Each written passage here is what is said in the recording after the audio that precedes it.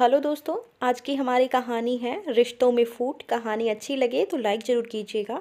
रिश्तों के बीच कई बार छोटी छोटी बातें बड़ा रूप ले लेती हैं। तानिया, तुम घर की बड़ी हो, छोड़ो ना इन सब बातों को। क्यों अपना दिल जलाती हो? तुम चिंता मत करो, मैं तुम्हारे लिए बिल्कुल वैसा ही रानी हार बनवा दूंगा। अभिषेक ने अपनी पत्नी को हर बार की तरह धीरज बांधते हुए बोला। बड़ी बहू हो तो क्या करूं? इसमें मेरी गलती क्या है? क्या बड़े होने का भुगतान मुझे हर बार अपनी इच्छाओं को मारकर देना होगा? हर बार आपकी माँ के द्वारा किया हुआ अन्याय सहन करना होगा? लेकिन क्यों? आखिर इस घर की खुशियों के लिए मैंने क्या कुछ नहीं किया? ना जाने ऐसी कितनी छोटी बड़ी बातों को नज़रअंदाज किया, ये सोचकर कि सब अपने हैं, सारे रिश्ते मेरे हैं, उनसे लड़ाई झगड़ा करके क्या ही मिलेगा। लेकिन आज पानी सर से ऊपर जा चुका है। मैं इस बात को बड़ा बनाकर ही छोड़ूंगी। आपको मेरा साथ देना है दीजिए, वरना जिंदगी भर गुलामी करते रहिए। थोड़ा सोचो, आपको क्या मिला? आप ही के पैसे के गहने मुझे नसीब नहीं, आपकी तनख्वाह आपके हाथ में नहीं रहती। बेटी का खर्चा चलाना कितना मुश्किल हो जाता है, स्कूल की फीस भी भीख जैसे ही दी जाती है। इतने पर भी आपको चुप रहना है, रहिए, मगर मुझसे उम्मीद मत कीजिए। कहते हुए तानिया अपने सास ससुर के कमरे में पहुंच गई। क्या बात है बड़ी बहू, सुबह सुबह क्यों भनभना रही हो? सास शारदा जी पूछ बैठी, जबकि उन्हें अच्छे से पता था कि माजरा क्या है। माँ जी, अब बहुत हुआ। आप अभी शीतल को दिया गया मेरा वाला रानी हार वापस लेकर मुझे दीजिए। वो हार मेरा है और आप इस तरह किसी को नहीं दे सकती हैं।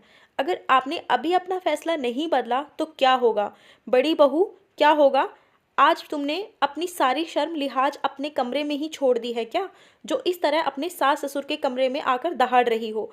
तुम्हें इस घर के रीति रिवाज अच्छे से पता है ना। हम जो फैसला लेते हैं वह अंतिम होता है और ना ही वह बदला जाता है, ना ही उस पर दोबारा सोचा जाता है। फिर तुम किस मुंह से हमारे द्वारा किए गए फैसले को पलटने आई हो? मैंने वो हार मुंह दिखाई में छोटी बहू को दे दिया है, अब वो उसका हुआ। अब मुझसे ज़्यादा बहस करने की ज़रूरत नहीं। जाओ, जाकर अदरक काली मिर्च वाली चाय लेकर आओ। तानिया को शर्मा परिवार में आए 6 साल हो चुके हैं और वह अच्छी तरह से अपनी सास के हर इरादे को समझती है। शादी के बाद मेहमानों के जाते ही शारदा जी ने अपनी बहू के सारे गहने सुरक्षित रखने का बहाना बनाकर अपने पास रख लिए। उसके बाद जब भी तानिया ने गहने पहनने के लिए मांगे तो उसे साफ इनकार कर दिया, ये बोलकर कि सोना घर में रखना ठीक नहीं होता, इसीलिए सारे गहने लॉकर में सुरक्षित रख दिए गए हैं। जब कभी कोई बड़ा फंक्शन या शादी ब्याह होगा, निकाल कर दे दिए जाएंगे। इतने सालों में फंक्शन शादी ब्याह सब कुछ हुए, मगर गहने उसके हाथ कभी नहीं आए। उल्टा उसके गहने छोटी नंद की शादी में उपहार स्वरूप दे दिए गए और कुछ बड़ी नंद को नेकचार के नाम पर। जब तानिया ने इस बारे में अपनी सास से पूछा तो वह बोली, यह सब हमने अपने पैसों से बनवाए हैं, इस पर तुम्हारा कोई हक नहीं, हम जो चाहें करें, तुम्हें क्या। पतिदेव ने भी इस मामले पर चुप्पी साध ली, जबकि सारे पैसे उन्हीं से लिए गए थे। अब माँ से सवाल जवाब करना बेटे को ठीक न लगा, इसीलिए पत्नी को ही डांटकर चुप कराया कि घर में कलेश मचाने से अच्छा है अगली बार बोनस मिलने पर तुमको एक नए गहने दिलवा दूंगा। मगर घर परिवार के खर्चे इतने होते हैं कि कभी अंगूठी के भी पैसे नहीं बचते, हार कंगन तो बहुत दूर की बात है। मगर हर बार अपने गहनों को अपनी नंदों के गले हाथ कानों में सजा देख उसका जी जलता और खुद तानिया ससुराल की इज्जत बचाने के लिए नकली गहने पहनने पर मजबूर हो जाती। इतना ही नहीं, उसके मायके से मिले गहने सासू माँ खुद पहनने से कभी नहीं चूकती, जिन्हें देख तानिया ने कई बार कहा, माँ जी, आपने मेरी माँ द्वारा दिए गए कंगन पहने हुए हैं, एक बार मुझे पहन लेने दीजिए। तो गुस्से में सासू माँ कहती, शर्म नहीं आती अपने सास के हाथों से कंगन उतरवाने में? बड़ी बहू, तुम्हारी सोच कितनी छोटी है, अपनी माँ समान सास की इज्जत कैसे करना है नहीं सीखा है क्या? और क्या हो गया जो तुम्हारे 2 कौड़ी के कंगन पहन लिए? तो इतनी बातें सुन तानिया दोबारा अपने ही गहने मांगने की हिम्मत नहीं करती और सासू माँ उसके सामने ही दिखा दिखा कर उसके गहनों को पूरे अधिकार के साथ पहनती।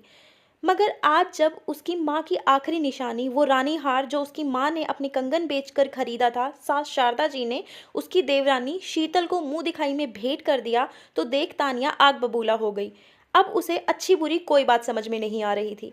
जहाँ एक तरफ अपनी सास के खिलाफ बोलने पर उसके चेहरे पर डर साफ दिखाई दे रहा था, वहीं चुप रहकर समझदारी का चोला ओढ़ना अब उसे अखर रहा था।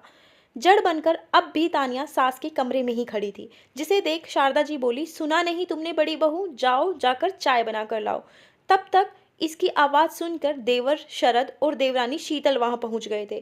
तभी पास में खड़े अभिषेक ने बड़ी हिम्मत जुटाकर कहा, माँ, आज तक मैंने आपकी हर बात मानी है, मगर इस बार नहीं। आपने तान्या के मायके से मिला हार छोटी बहू को देकर गलत किया। मामला यही शांत हो जाएगा अगर आप वह हार इसे लौटा देंगी। आखिर इसकी पढ़ाई पट्टी तुमने रट ली, जो तुम अपनी माँ के सामने इतनी बड़ी बात बोल रहे हो। तुम अच्छे से जानते हो मैं जो करती हूँ बिल्कुल सही करती हूँ। और इसके मायके वालों ने ऐसा दिया ही क्या था जो यह इतना उछल रही है। हमने शादी पर इतना खर्चा किया, जो थोड़े से गहनों से हमने वसूल लिया। अब किसी भी चीज़ पर इसका कोई अधिकार नहीं। असल में शारदा जी वह गहने शादी में हुई कमी पेशी के बदले में रख लिए, फिर उनका इस्तेमाल लेने देने में करने लगी, जो कि पूरी तरह से गलत था। तभी पास में खड़ी शीतल सारे मामले को सुन और समझ बोली, माँ जी, बीच में बोलने के लिए क्षमा चाहूंगी, मगर तानिया भाभी एकदम सही कहती हैं। मेरे हिसाब से बड़ी भाभी के साथ अन्याय हुआ है, और अन्याय करना और सहना दोनों ही गलत बात है। जो चीज़ उनकी है उन्हें मिलनी ही चाहिए। और फिर ये हार तो उनकी माँ की आखिरी निशानी है, उनके लिए माँ समान है। और फिर कोई भी बड़ा मामला बातचीत को सुलझाता है तो उसे रबड़ की तरह नहीं खींचना चाहिए। और आपसे एक बात और कहना चाहूँगी, भाभी ने तो कितने साल आपका लिहाज किया, रिश्तों की मर्यादा को निभाया, उन जैसी सहनशीलता तो मुझ में बिल्कुल नहीं। और फिर ऐसे रिश्तों को निभाने के लिए चुप्पी कब तक? कल को आप अगर मेरे साथ ऐसा करेंगी तो मैं इतना अन्याय सहन नहीं कर पाऊंगी। पहली बार में ही आपसे सवाल करने पहुंच जाऊंगी। और फिर मुझे आए हुए यहाँ 4 ही दिन हुए हैं, और मैं नहीं चाहती कि एक निर्जीव वस्तु के लिए मेरे रिश्ते जिठानी जी के साथ बिगड़े। और आखिर रहना तो मुझे उन्हीं के साथ ही है।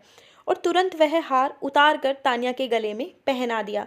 शारदा जी के मंसूबों पर पानी फिर चुका था, क्योंकि ये सब करके वे देवरानी और जेठानी में फूट डालना चाहती थी, जिससे दोनों बहुओं में कभी एकता ना हो सके और वो अपना एक छत्र राज चला सके। लेकिन ऐसा नहीं हो सका। अब उन्हें भी अपने किए पर शर्मिंदगी महसूस हो रही थी। धन्यवाद दोस्तों। कहानी अच्छी लगी हो तो लाइक कीजिए, ज़्यादा से ज़्यादा शेयर कीजिए, चैनल को सब्सक्राइब कर लीजिए ऐसी और कहानियों के लिए।